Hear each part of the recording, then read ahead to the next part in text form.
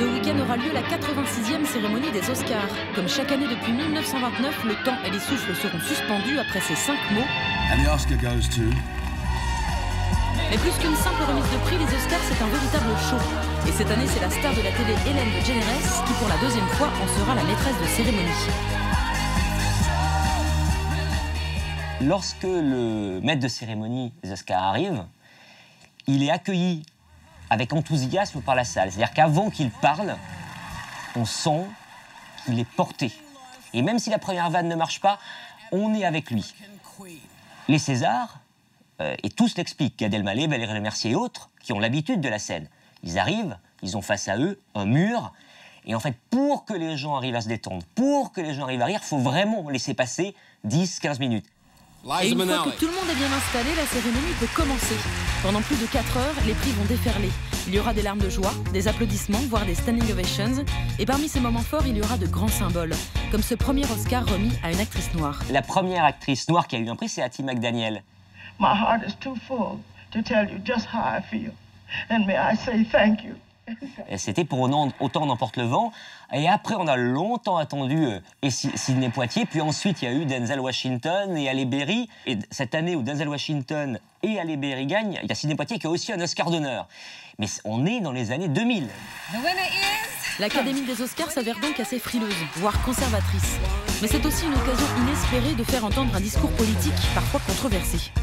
Aux États-Unis, c'est quand même une cérémonie cadrée où il faut à un moment respecter un certain nombre de temps pour les discours parce que la pub est annoncée derrière. Donc tout ce qui fait déraper de manière politique est problématique. On se souvient de Marlon Brando qui ne vient pas et qui fait venir à sa place une Indienne pour dire voilà que la situation des Indiens aux États-Unis est compliquée. Michael Moore, qui, pareil, fait des discours très politiques. Shame on you, Mr. Bush. Shame on you. And anytime you've got the Pope of 66 against you, your time is up. Les discours politiques sont finalement bien vus en Europe. On se dit, ah, ils sont incroyables. Là-bas, c'est pas forcément considéré comme le lieu de la politique. Hollywood est tellement bizarre que, super, on est une famille, c'est très... Il y a quand même des codes à respecter. On est quand même à un repas et on met pas les pieds sur la table, voilà. Judy Garland in Judgment at Nuremberg. Pour les acteurs et les actrices, il y a des rôles qui peuvent vous conduire tout droit à l'Oscar. Pour cela, il faut donner de soi-même et ne pas avoir peur de se métamorphoser.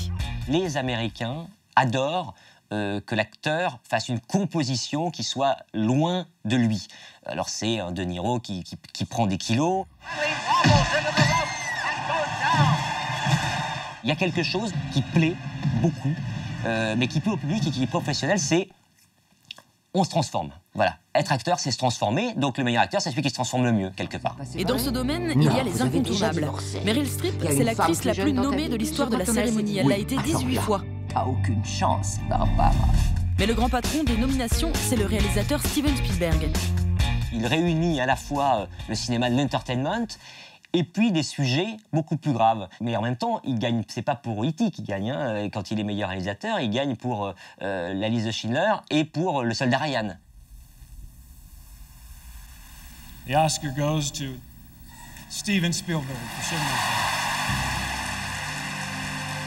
C'est vrai qu'il est nommé chaque année. 1, parce que c'est quelqu'un, je pense, qui est très aimé.